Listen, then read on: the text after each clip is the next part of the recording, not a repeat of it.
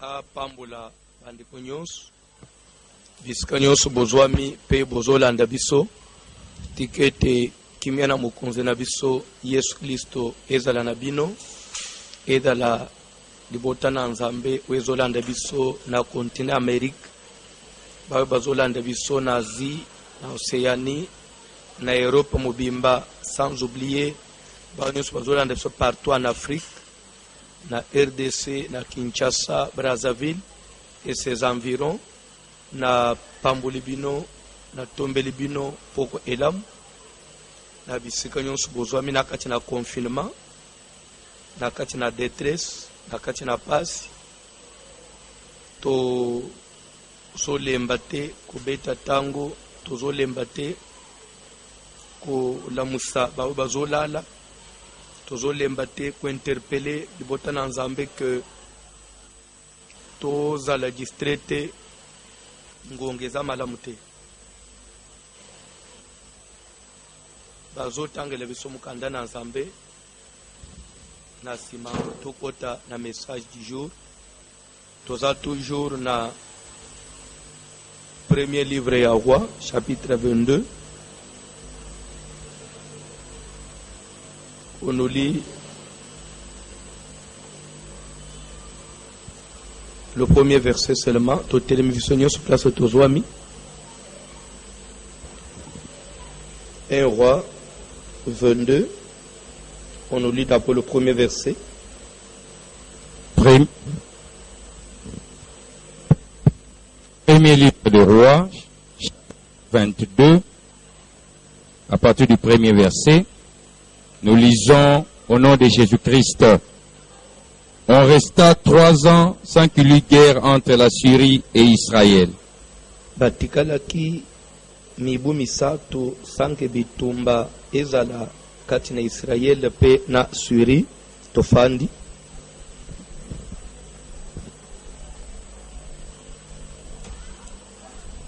Bible zoloba que on resta 3 ans. On resta 3 ans sans qu'il y eut guerre entre Israël et la Syrie. Nathalie Sakio lobby que cette expression, c'est tout un message, c'est un langage. Ça renferme quelque chose.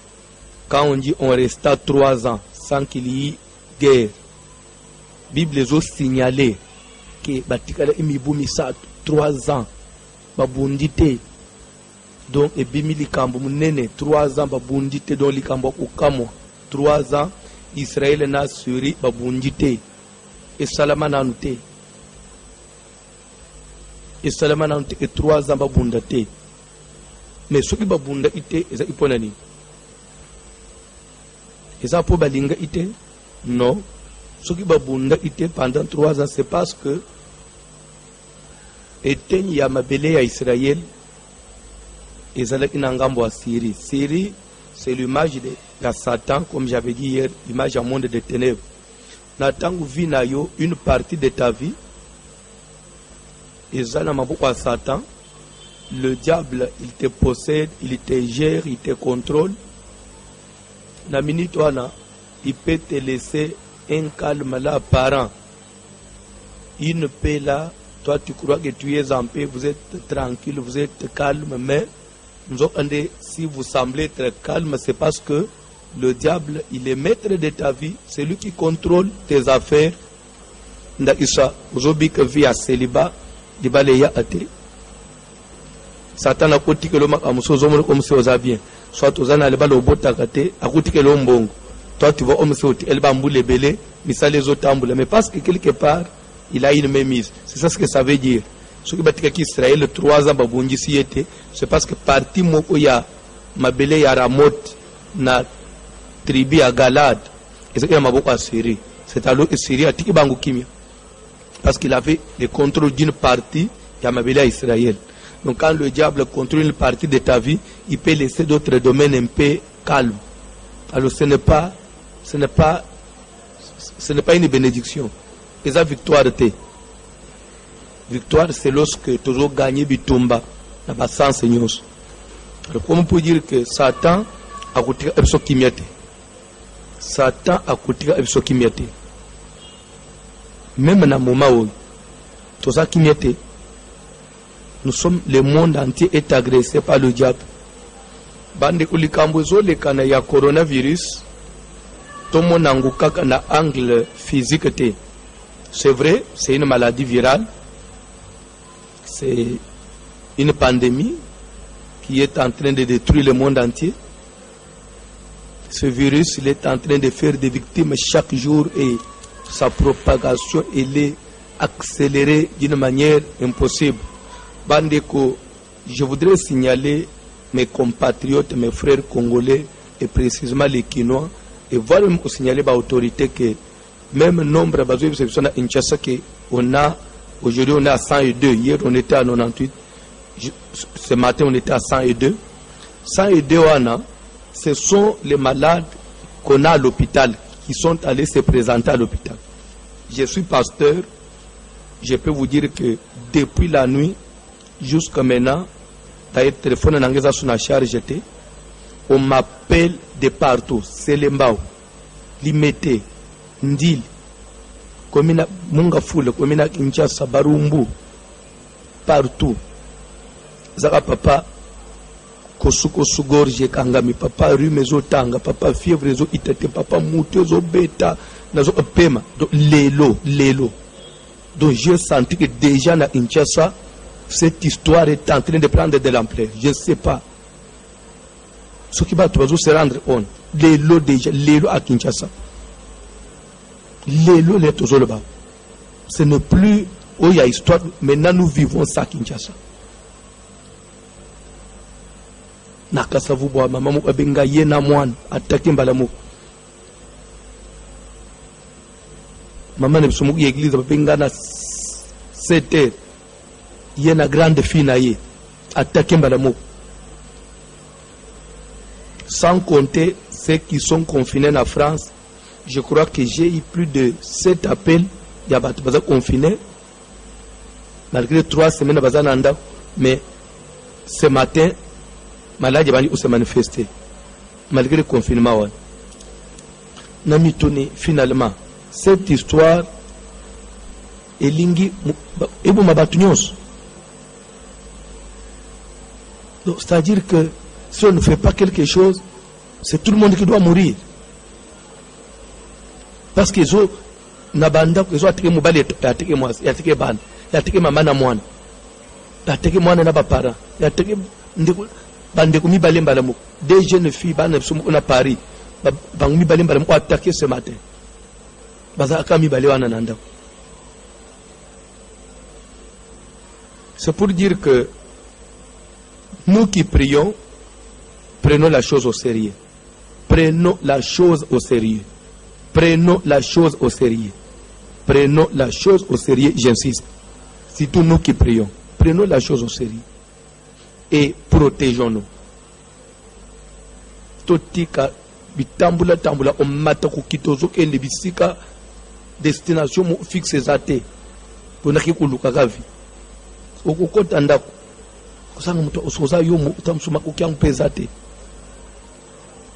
Donc respecter la mesure d'hygiène à Vazopes. À chaque instant, se promener toujours avec une solution alcoolique, de l'alcool dénaturé, soit à désinfectant, à tout moment désinfecter les mains. Désinfecter même ma poignée, ma porte, ma poignée, ma voiture, parce que tout le temps c'est des mecs qui passent là-bas, même les chauffeurs à taxi. Comme on a les ngambongo, faut tu avoir de l'alcool pour désinfecter ma poignée no ya mutuka, parce que tu vas au côté na mutuka na bazo mata bazo kita, ma poignée à banda, parce que utilise anguyo mon côté, aux ans confinement, les ans bato ananda, après les bazo zong, askuna na mabuta simbi poignée. Tout ça est un mode de transmission.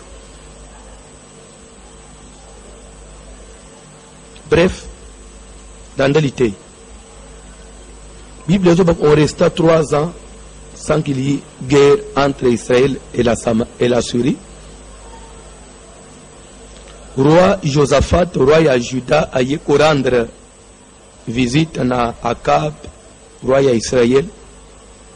Nde roi ya Israël a proposé na Josaphat soka koki ko accompagner na bitumba pour ete bakende ko récupérer territoire ya Ramoth na province ya Galad, na tribu ya Galad.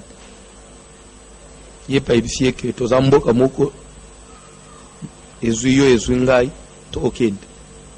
Akaba soli pena ba gouvernement na ye bandimi a mettre ba moyenyo songer bakende bitumba. Nde Josaphat a ibisie to consulter Nzambe. Bien aimé, dans toutes choses, koyo a langage en Nzambe za bien.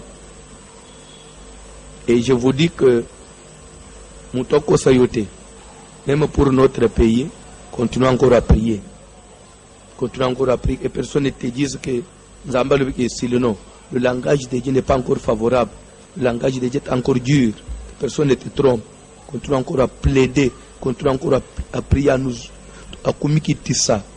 Je ne suis pas là pour te faire peur. Je ne suis pas là pour peut-être te faire paniquer. Parce que Corona est lingate au longango. Peut-être s'en sortir. Parce que Jésus-Christ est vivant. Mais je voudrais seulement que dans la moussa conscience à ne pas avoir peur ne voudrait pas dire, bien avoir la foi ne voudrait pas dire qu'on a la conscience à Olad. Avoir la foi ne voudrait pas dire ne rien faire. Non, ne confondons pas les choses. C'est parce que David avait la foi qu'il pouvait renverser le géant Goliath, qu'il a ramassé 5 pierres et qu'il a eu même le courage de s'avancer vers Goliath et lui a lancé la pierre. Si David n'avait pas lancé la pierre, il avait imaginé la foi, Goliath a lancé, il bangate, Goliath la foi ne voudrait pas dire ne rien faire.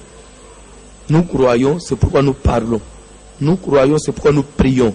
Nous croyons, c'est pourquoi nous combattons.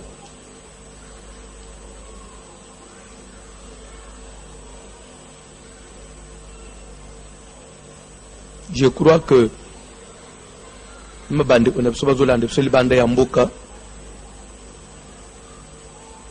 il faut toujours mieux renseigner parce qu'il y a quand même des gens qui se débrouillent les taux de Moussoubazo ça ne peut pas s'en sortir.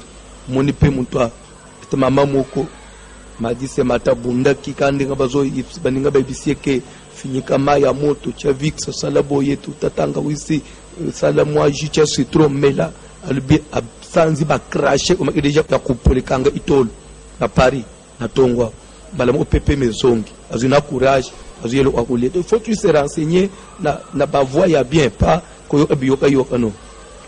Il y a toujours des gens, il faut les traitements par inhalation qui s'en sortent quand même, mais na ba voix ya bien na bateau baza sûr pas koyo n'importe qui.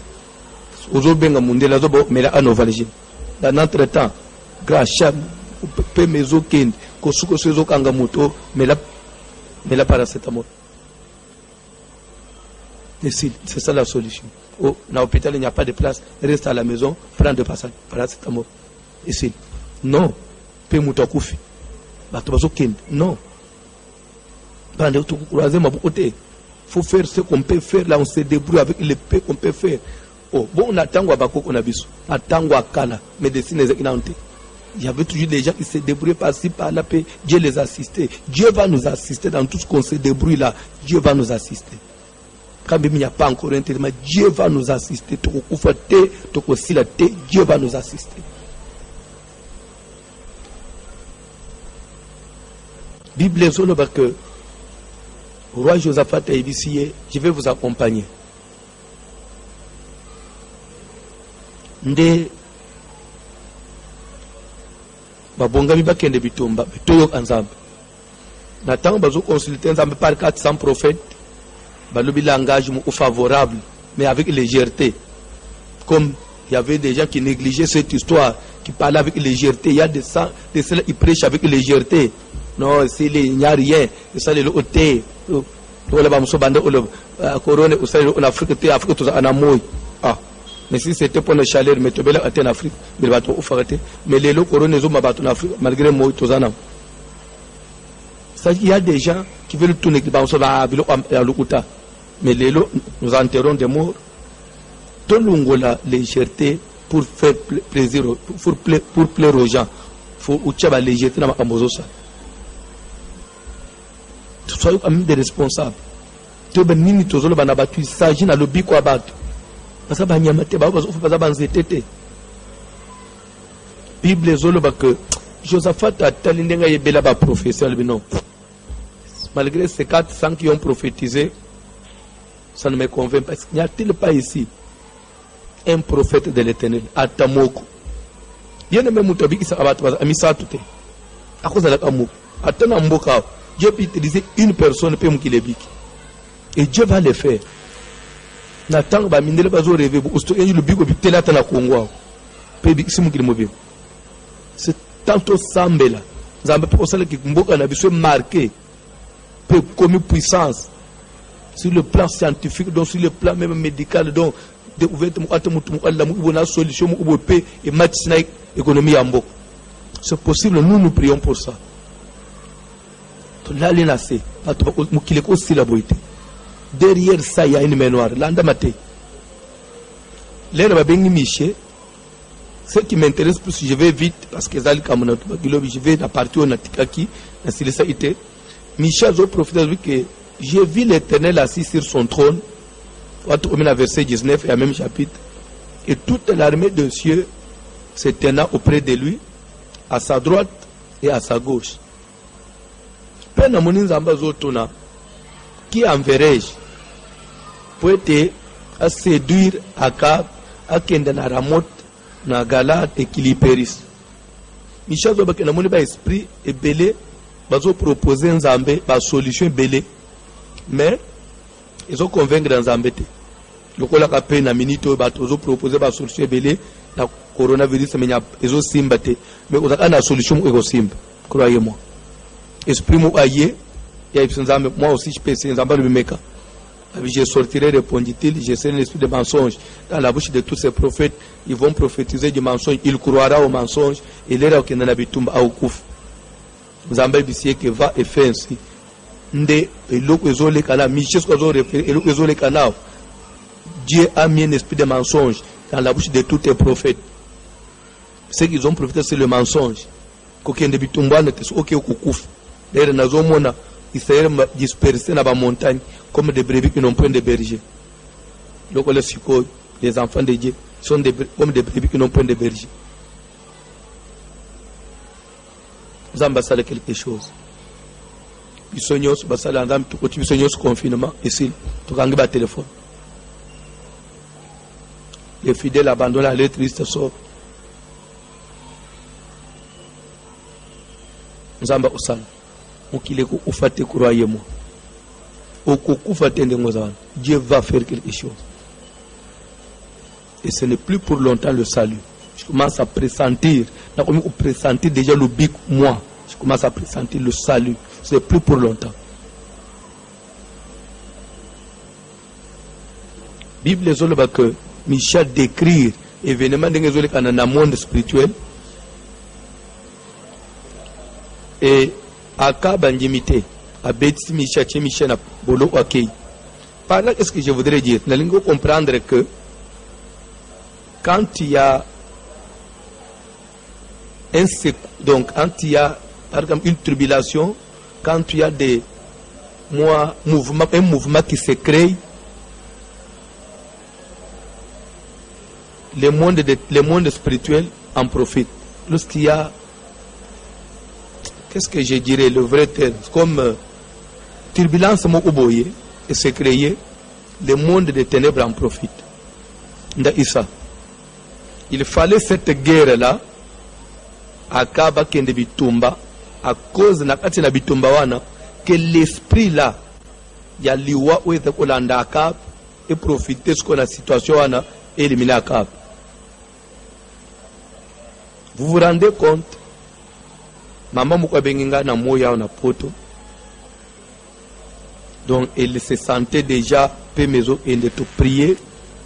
Amélie meli babilo bande va proposer qui Amélie de la bimisi ba krachawana peu maisongi alali azo se reposer muke azo mona famille mobali na ye azo mona bande ko na ina famille na ye basangane bazo ba yo fu otaka na cercle yo na to luka yo to zo yo te mais na mbalo na corona okobika te occasion ya ngoi ya okota na cercle yo.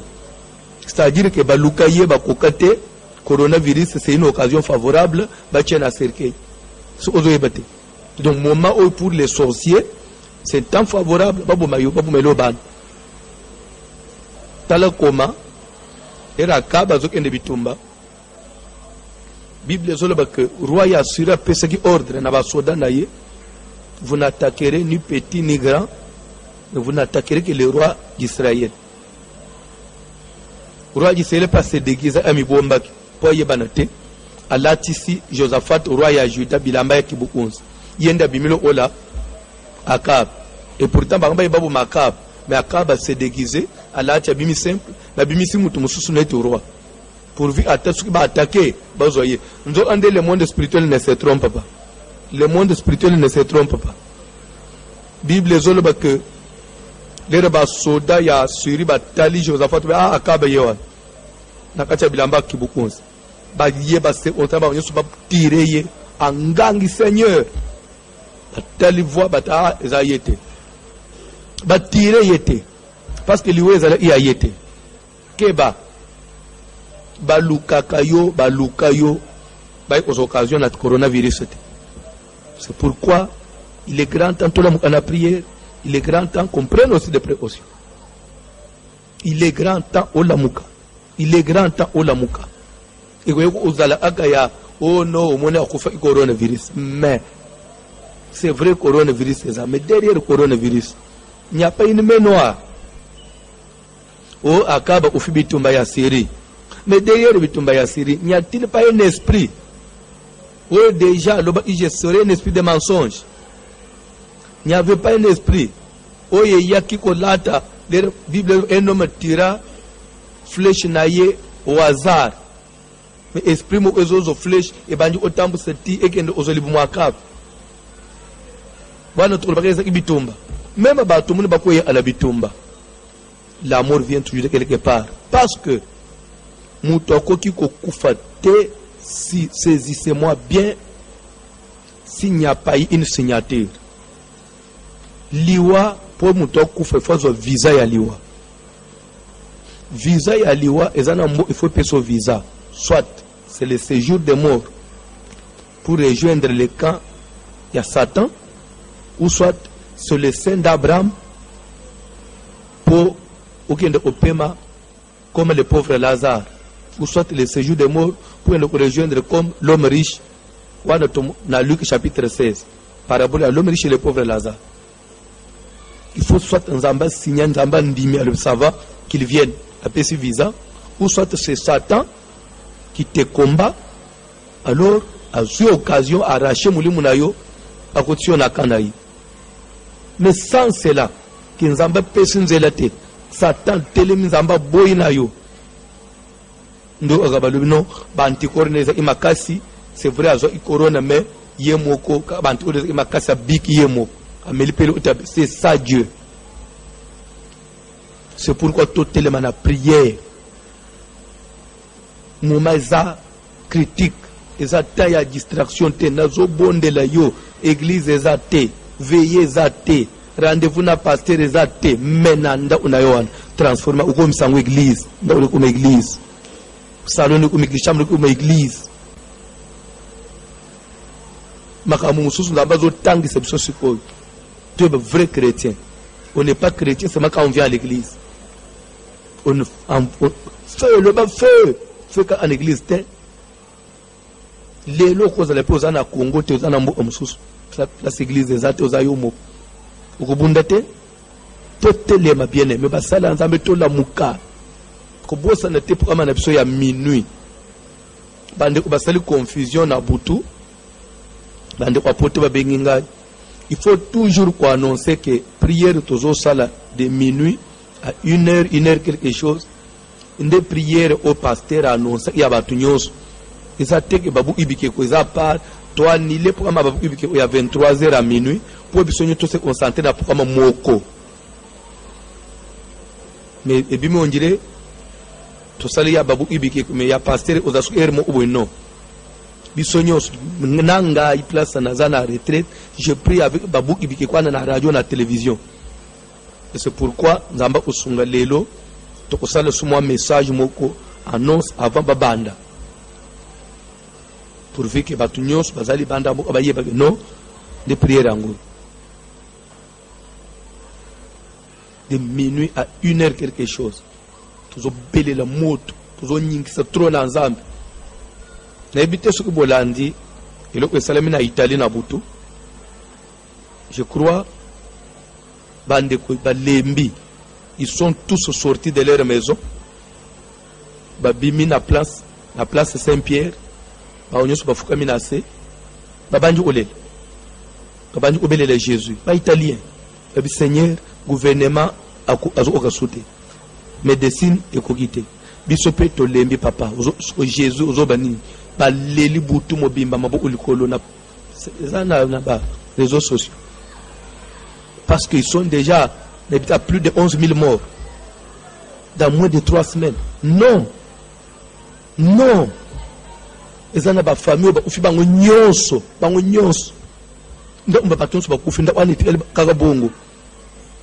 Non, non, non.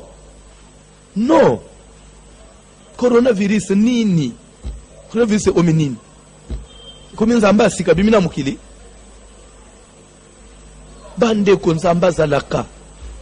Nde area biso banjimi totalisa munena nzambe yangoyo na mukili totalisa to enseigner ba aluke nzamba zalaka boza wapi ba tola muka église tola muka papa mama tola muka comme un seul homme ozola na mukila poto réclame montre na yo ti alarme quand je dis minuit c'est-à-dire minuit à Kinshasa aux États-Unis nambo anusko za 18h so za heure nini so za 16h bande kwa Los Angeles so za 16h so za 15h réclame montre parce que sont dans confinement na heure moko wana biso nyo sto démarrer mbala moko vous avez besoin de prière vous allez na YouTube voici l'homme officiel na page na Facebook na Kinshasa tout na RTVH télévision tout na radio 102.4 RTVH radio bande ko ya technique ba sunga biso quand même na butu ya trop de manœuvres même na YouTube pour bande prier ba na YouTube avec 30 minutes de retard même na radio na TV pour ba tout avec 20 minutes de retard ce sont des choses qu'il faut éviter dans moment bande ko technique parce que le monde entier souffre s'il vous plaît enlevez vos caprices mettez de côté ce n'est pas le moment ça moment déjà même 23h55 déjà vous allez lancer signal attends moi ni moi le yembo e bandi ko beta ba ya pour on nous prier zo bande déjà tous les minutes minute 6 minute 7 non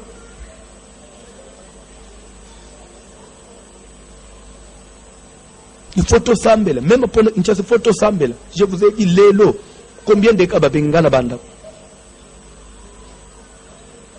déjà na Kinshasa soko tozana ba hôpital à Malonga te so économique esala ndenge ezosala na France na Italie na Espagne to soko wapi na Kinshasa bande kutolela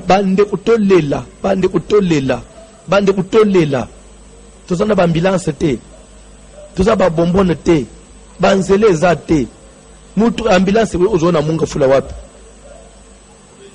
courant eza te na mulili kuluna bande kuto sambe tolela na ichesa pardon tola muka to nyingisa kiti ya nzambe makile setangi na Kongo bele na babitumba na ba pillage na ba marche politique abatu bazokufa Ebola yanzala to kufi lelo to ba isa coronavirus lisusu na esta bato bakufi combien na ba viol na ba guerre lelo to bakisa ya maladi oyo lisusu finalement biso to kufi deja ebele na Congo to kufi ebele pe to bakufa mikolo nyonso ya pasi ya nzala pardon nzambe na lola yoka au nom de Jésus makila na yesu etanga na mboko oyo eloko etelema mupepo ekende musika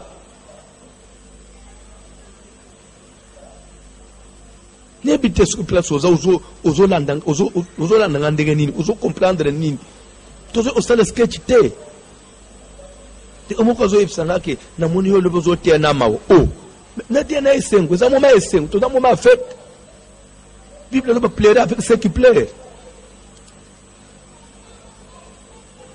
to za moma esengo bato bazokufa ba famille mobimba papa mama bana bakufi bango nyonso na coronavirus c'est-à-dire que liboto ligné elongwe na mukili na maladie moko na ère du 21e siècle où l'homme blanc nous disait que déjà ça coquille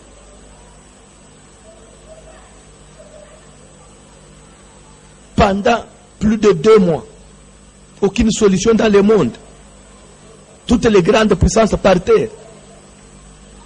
Alors, c'est le temps où Jésus, c'est lui la grande puissance du monde. C'est l'heure que l'Église était ses différences. N'er basale na zambi tola is grandeur ya Yesu. Tozo tele misanzambe na mukili siko.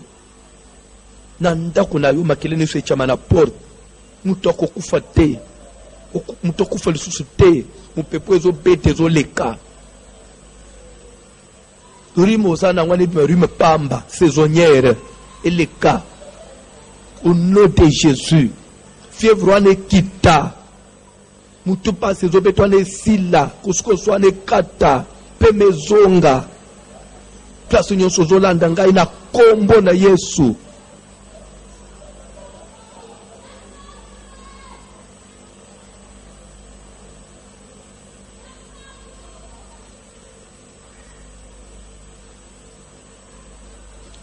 Topesa satana nzelate topesa bando nzelate ya papa ndo profiter sikoyo balia bato baluka luka wana. Comme on dit dans la Bible que les ennemis de Daniel ils cherchaient comment accuser Daniel. On l'a cherché dans la loi ya Babylone par rapport à mibe bazuyete ba piéger na bande nyoso bakokite après alors comme c'est Daniel on n'arrive pas à l'avoir. Toluke une occasion dans la loi de son Dieu. Comme pour dire que les sorciers maintenant, baluka biso bazo bisote occasion pour na bango coronavirus. Ndeskoyo, moi no baluka babu mayo balele roan. Occasion coronavirus pour na bango. Bakosi. Je répète bakosi na zongeli bakosi. Bakosi. Tozo telema. Tozo nganga. Moto kita. Malaju ekende musika mukile kangolama monde bimana na libulu. Directeur moko ya banque me pose la question pendant la journée, dit voici l'homme, c'est la fin du monde. Je tourne pourquoi non, mais si c'est la fin du monde dites-nous comme ça tout solana bana ne peut se préparer ce qui est la fin du monde. Ce n'est pas la fin du monde, ça passera. Le pasteur, tu me rassures que ce n'est pas la pasteur, tu es sûr que ce n'est pas la fin du monde. Je lui dis, ce n'est pas la fin du monde. Ce n'est pas la fin du monde. Ce n'est pas la fin du monde, je répète, ce n'est pas la fin du monde. C'est un événement. Ekoleka, pezoleka. Mais ma beza ke kotika souvenir à ma be makasi na mukili na ba famille na mabota na ba mboka. De toujours tele mbo aneti Italie lelo, total neti Espagne, France. Toujours mbo aneti New York. Mbo aneti Chicago. Na ville neti ba Illinois. Ba tu ba ufi combien? Ba New York one. Combien de morts? À chaque minute, à chaque seconde.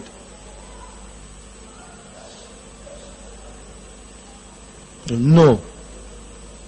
Ce n'est pas dans le 21e siècle que vivre un événement à Bonamukil. Le monde entier est télém. Le monde entier est télém. Le monde entier est télém. Alors, Nzamba otekala Nzambe. Même yo mutonjemela Nzambe te bongola motema. Yo mutolinga amakamuna Nzambe te ngonga yangoya. On ne sait pas, et l'autre on ne sait pas ce qui nous attend demain. Il est grand temps. Au fond de la motema na yo. Nzamba kota nanda unayo. Bana no baye Yesu. Botela mana prière.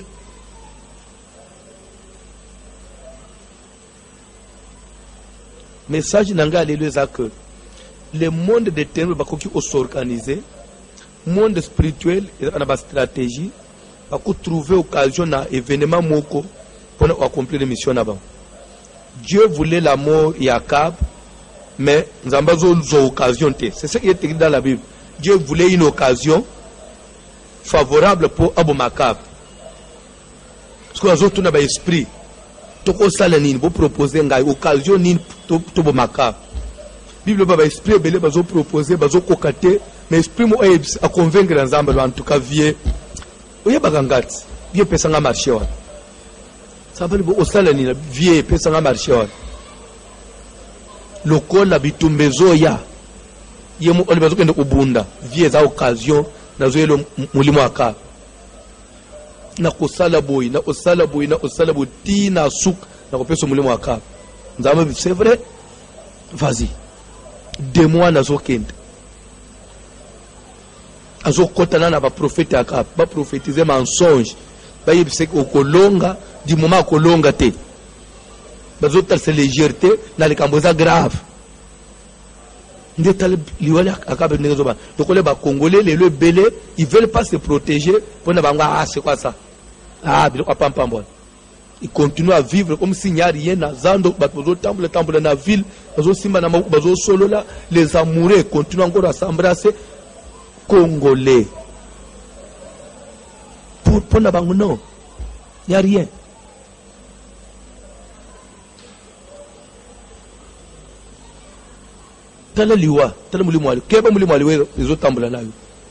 Au nom de Jésus, na télémédia. Des mois na memi akaba na loyenge tina bitumba nzo ande bitumba ya liwa na ye tane bazo tirer au hasard flèche mais na mission abatumi hasard mais na monde des esprits et c'est hasard te esprit ba ko diriger flèche ezo éviter bat flèche ezo kima bat flèche ezo kima yo moni liwe e boy Josaphat ezo zela akakab bat Josaphat yo na bilamba ya ro bo tirer ba yete ba luki mutazana na civil roi na civil babomiye Keba liwe sauter porte à voisin côté pana Keba. Cette affaire cherche les VIP, cherche les têtes, il y a famille. Bazo aba étoile ya famille. Ils veulent mettre votre famille par terre. Baling bazong sabino na situation mulili. Awo déjà moi pole o mai ko moi assurance o mai ko côte nande ko mo onzamba pesubino. Et le baling bazong sabino na case du départ. To permettre en côté. Tout ça tellement la prière. Bazo son option à canter. Ko bossa na te. Les autres à deuxième jour. 21h pile to katigène ti nalip. Ti nalip. Minuit te reprendre ma ya pamba jus secret.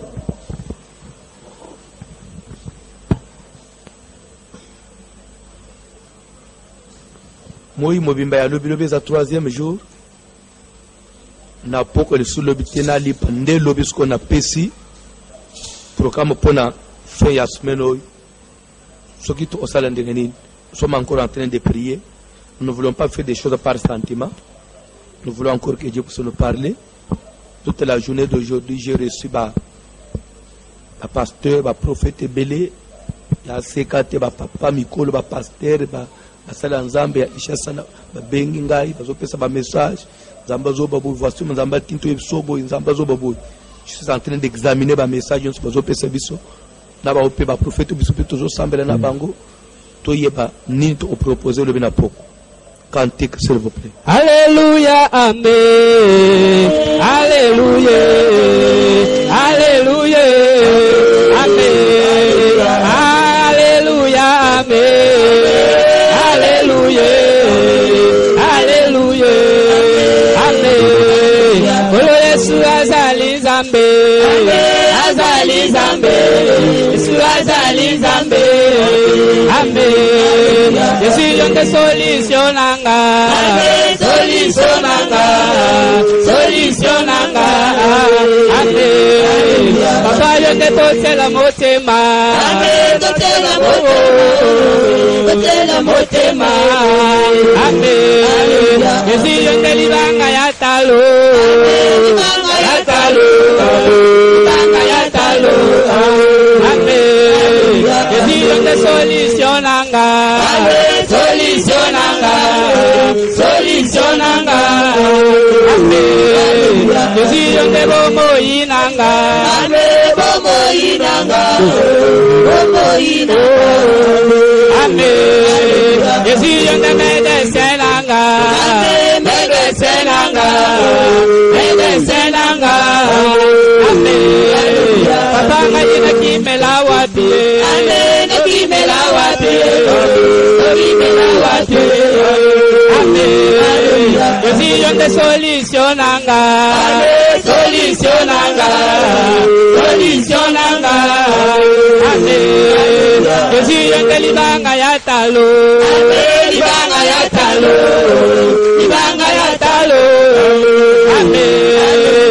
Yesu yonke medesenanga. Amen. Medesenanga.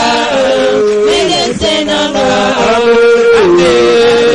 Yesu yonke solutionanga. Amen. Solutionanga. Solutionanga. Amen. Amen. Papa yonke totela motema. Amen. Totela motema. Yonke totela motema. Amen. Yesu yonke totela motema. Amen. Totela motema. Totela motema. Amen. Papa yonke totela motema. Amen. Totela motema. Totela motema. Amen. Yesu yonke libanga ya talo. Libanga ya talo. Libanga ya talo. Amen. Yesu yonke bomo inanga. Bomo inanga. Bomo inanga. Amen. Yesu yonke bomo inanga. Bomo inanga. Bomo inanga. Amen. Oh, Alléluia. Alléluia. Hosanna. Alléluia. Hosanna. Alléluia. Et Hosanna. Alléluia. Hosanna. Alléluia. Et Hosanna. Alléluia. Hosanna. Alléluia. Hosanna. Alléluia. Hosanna. Alléluia. Et Hosanna. Alléluia. Hosanna. Alléluia. Et Hosanna. Alléluia. Hosanna. Alléluia.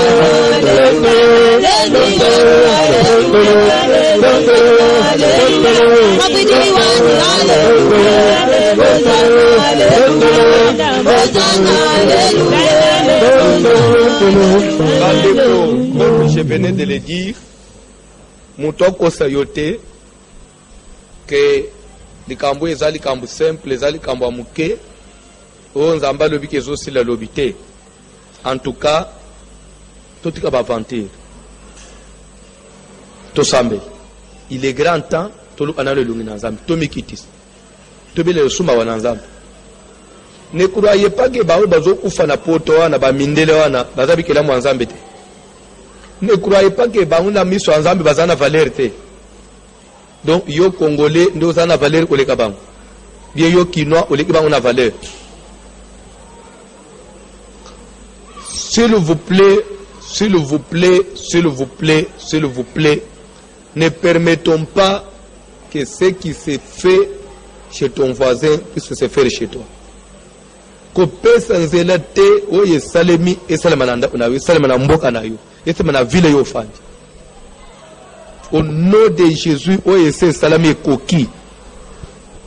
Tokenda onyingisa trone ya Yesu. Nzamba ana mato ya yokaka. Pendele repe foto ya grandeur nzambe yango. Amen. Tokenda olela mawana nzambe bisonyo mukili mobimba. Mawana yo kita papa. Mawana yo kita Seigneur. Mawana yo kita kolo. Mawana yo kita to somuki, to tamboli mabe, to yo agite to sakite. Chacun suivait sa voie. Chacun faisait ce qui lui plaisait, Seigneur. To trouver que non, to zonge pa na yo. To sambeli na kombo na Jésus. Olo Yesu tozobela na mawana ya Jésus. Ya kota biso na bisi ya mawa. Tozosela na popa na Jésus. Ya kota la biso na bisi ya mawa. Mawana yo kiteli kolo na biso. Seigneur lobola kanda na yo. Nous avons péché contre toi. Nous saluons Jésus, vous ce soir, nous sommes dans la mission de la mission à Mawa. Toute l'humanité nous avons péché. Jésus, mon pour la pourquoi Tambola qui n'a pas la naïe. Pourquoi on allait le payer pour le baptisa. Pourquoi on allait le Seigneur. Pour le gouverner la Mawa na yo. Les autres vont être des amours. Je reviens à vous. La moto est causée la Mawa. Tolikozonge pala na Seigneur Jésus, la mission ya Mawa, longola kanda na Seigneur Jésus, longola kanda na longola kanda na Jésus, longola kanda na Invocez-moi, je vous répondrai. Yahweh, pourquoi le lot, Jésus, le grand royaume Kamawa, le roi Kamawa, le Benangoli Kamawa, Yesu na sio Kamawa, le Benangoli Kamawa,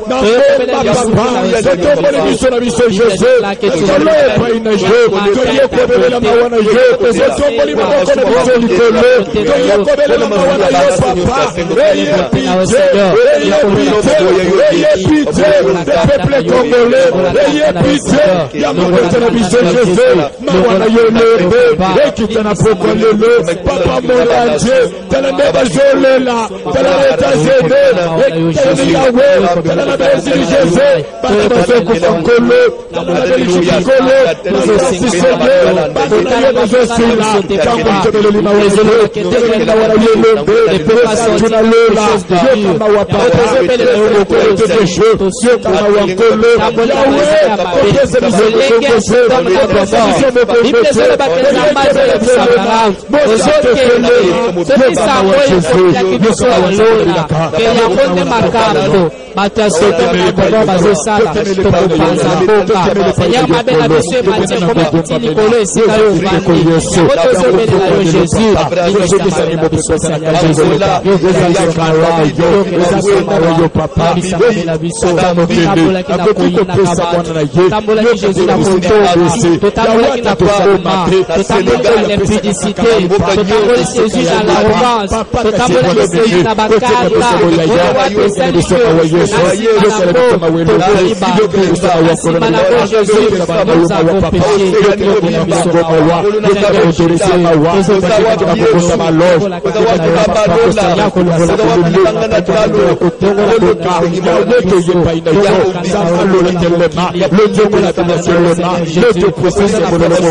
Yahweh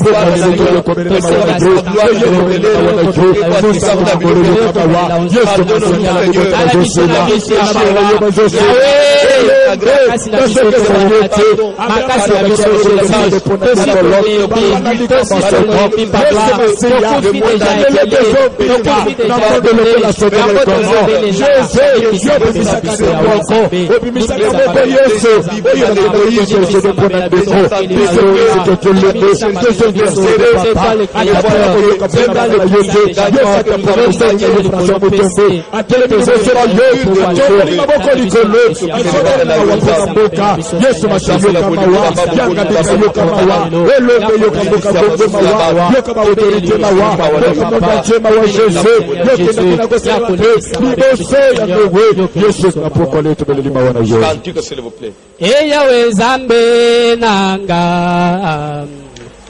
naleli pe nalembi yakakovanda nanga nazali mwana na yo solo Eyawe Zambe nanga ngai naleli pe nalembi yakakovanda nanga nazali mwana na yo solo Eyawe Zambe nanga toleli pe tolembi yakakovanda nanga nazali mwana na yo solo Eyawe Zambe nanga aina leli pe nalembi yakakovanda nanga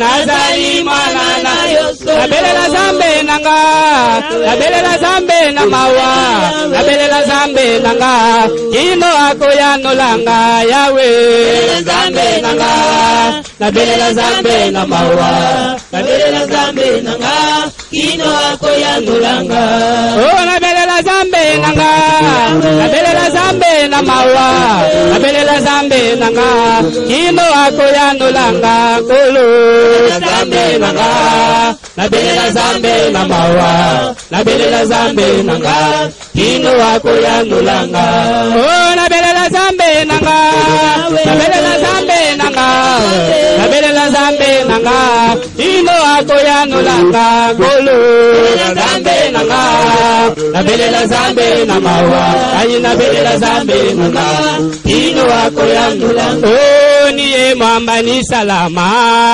mwamba ni salama niye mwamba ni salama niye mwamba ni salama Yawe niye mwamba ni salama mwamba ni salama niye mwamba ni salama niye mwamba ni salama olo yo za Zambe na bazambe Zambe na bazambe yo za Zambe na bazambe yo za Zambe na bazambe papa yo za Zambe na bazambe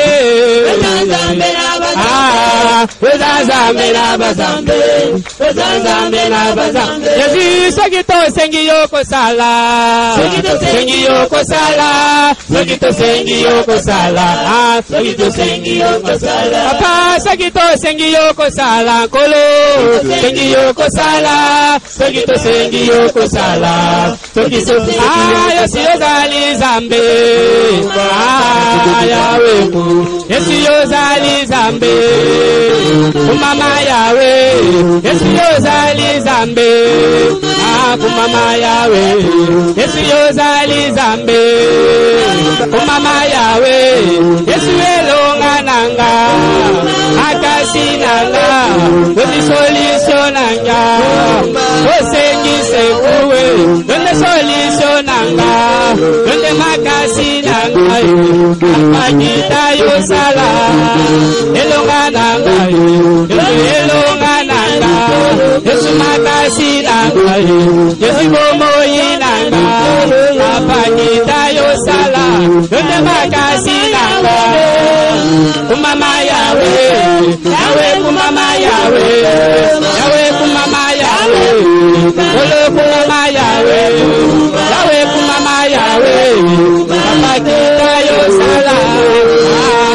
Yahweh, Yesu Kita Yosala, Yahweh, Papa Kita Yosala, Yahweh, Kakole ni malacho, Yahweh, Kakole Kita Yosala, Yahweh, Olulu, Yahweh Sengi Sekuwe, Yahweh, Yahweh Lokananga, Yahweh Lokananga, Ololoma Yahweh, Yesu Kumama Yahweh, Kopaloma Yahweh, Olokuma Yahweh, Bisotoki Meko Wate, Olokuma Yahweh, Kajetele Meko Wate, Olokuma Yahweh, Kapelo Inala, Jokela Kasinala, tozokende kosenga lobiko ya mokili solution na nzambe délivrance ya mokili par rapport à cette pandémie de coronavirus. Kosenga délivrance ya mokili, que Dieu délivre le monde, que Dieu délivre les nations, qu'il délivre les malades, qu'il délivre tous ceux qui sont touchés, tous ceux qui sont dans le programme de Satan pour être éliminés par cette histoire. Zamba délivrer bango to semble na ombo na Jésus. Yesu yozali zambe, yozali zambe, Yesu yozali zambe, yozali zambe, Papa Kita yosala,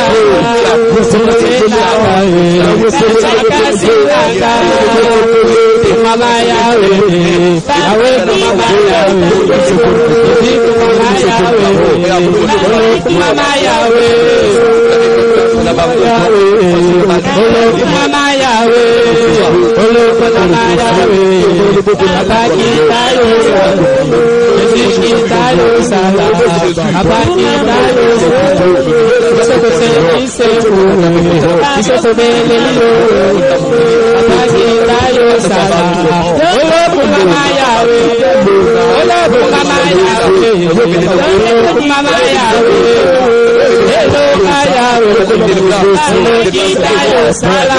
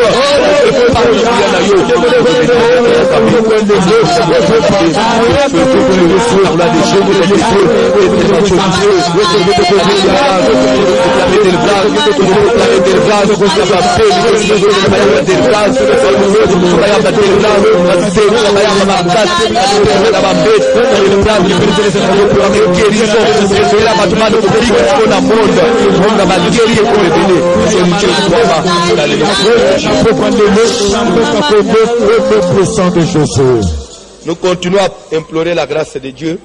Nzambe a suscité Mutumoko. Nzambe a fait sa inspiration, a fait sa révélation, attendre qu'on trouver solution. Et le Umoko est Zouama. Oui, qui peut aider que l'eau est tellement. Solution Moko est Zouama. Dieu est capable. Anazela Batu. Goliath a nyokola Israël des années. À travers David. Quand Goliath est célèbre. Mais là, Dieu, Nzambe est toujours belé. Toyo kata nouvelle moko. Solution moko ezwana. Ba trobandi ko mela bazo bika ba beli nyoso bani ko bika. To sambela ombo na Jésus. Dans Jésus to zo se. Ozaza ko no bela kabato. Jésus ozaza ko pe sa révélation. Na yebe to zo se na ya problème. Papa o te la solution. Zambe ko ko la solution. Même à révéler na bandoto. Yesu yoza kapatu trouver solution na maladie Jésus peut trouver solution. Maladie peut trouver ici. Papa to zo bela na usungi na ro.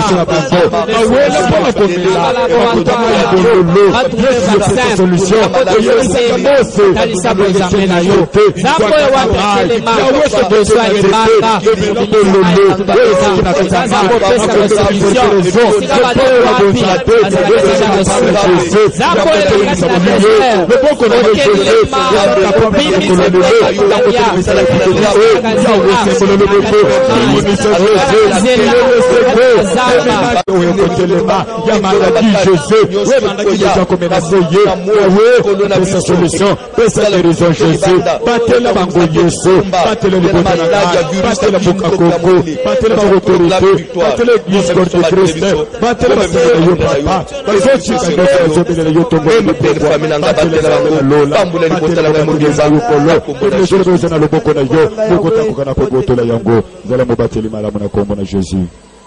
Ozo Sambe la Pona Mboko Fanji.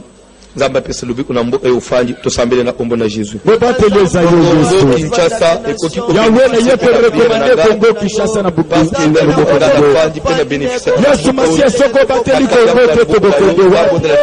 Papa le kolo singa etenga ina bote na Congo le na bote na mboka Congo. Yesu na yeko tina mboka na luboko na yo. Batela Yesu. Longola epidemie longola kufa. Longola polo Yesu. Moïse tango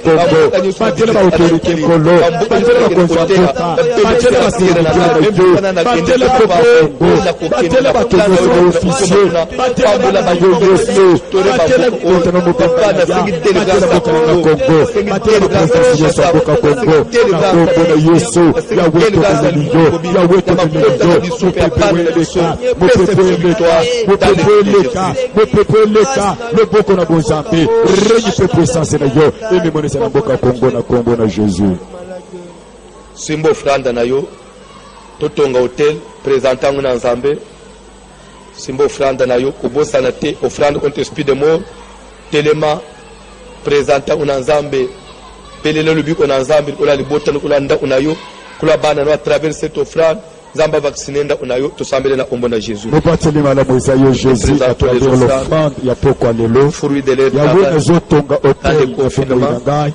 Nazotonga hotel ya libomo ya bana na ngai. Respecter la Libota na ngai parole, Jésus. Papa selon qu'il est écrit, on ne Yawe viendra pas devant toi mes vies. zala nzambe na ngai Jésus. Na moma mopepe nyonso na hotel na Yawe kemina bosela tena hotel oyo ya ya. Sambolo loboko na yo. Mopateli eza yo Jésus. Napana peso confiance bamba te. Teki na yebe tozala nsima maloba basili mpona kokokisa. Lokisa biso Jésus. Mokolo kokolela. Tokosembela kolimo na yo. Na kombo na Jésus. Na kombo na Jésus. Landa communiqué. Prière ezo banda na minuit. Tokosambela ilongo partout ozali. Pe jeune tozokata na 21h na tinalipa to bandeli sous le 3e jour. Kobosa na teke lobi sut ozana jeune tokata na 21 ndet ozo programme ya suka ya semaine ndenge ozala. Biskanyo sozali offrande na yo si tu ne sais pas sortir vous gardez to ufela na banda uteto obimakak dero obima weba koma o transferango. Si vous avez la possibilité de faire mana atianda soit ko tinda ba western bani tinda toujours na ndengo tinda obengi biso tindi et ba obazana Kinshasa bazozwa ba numéro de téléphone par lequel ils peuvent M-Pesa, Orange Man et Teleman. Même ceux qui disaient que le numéro nabiso est saturé, l'objet est sans Sika. Je crois que demain c'est le 1er avril. L'objet est sans. Je crois que ça M-Pesa fonctionne à part mois. Quand nous commençons, mois Yassika, tout recommence à 0. Donc c'est pourquoi tu peux faire le transfert sans problème. Biskanyo Subozali Tuzolanda va communiquer après toute notre prière. Landa, yomutu ya M-Pesa, numéro ezali 081 68 83 150. 081 68 83 150. Yomutu ya Airtel Money, numéro ezali 099 99 15 784. 099 99 15 784. Pona yo moto ya Orange Money, numéro ezali 089 950 94 11. 089 950 94 11. Ezala dîme na yo, ezala engagement, ezala action de grâce, même offrande contre esprit des morts, tinda et kokoma. Nzambe ya voici l'homme akozanga te kopambola yo na misala na yo. Restez toujours branchés côté distraction te tozana moment à prière à partir de la minute totiki bambe tutulali na se zokoba ulukelongi na nzambe azali nzambe akufate aboyi bisote apesi biso mukongo pona libela te. Un jour tokozonga na église tokokutana tokoyemba tokosote pe yo kozala kozala pe tokozala nayo kolo apambula bino nyonso.